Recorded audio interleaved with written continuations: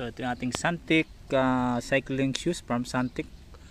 So 2,100 ata ito. Nabili ko siya na 1,545.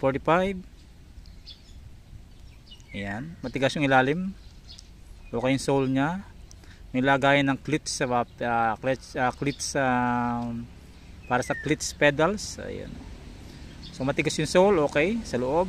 Mga din power kahit hindi na ako nag-cleats shoes, cleats pedals. Ayan.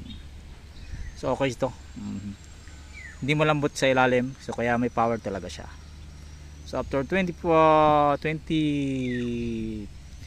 kilometers, sulit naman yung rides.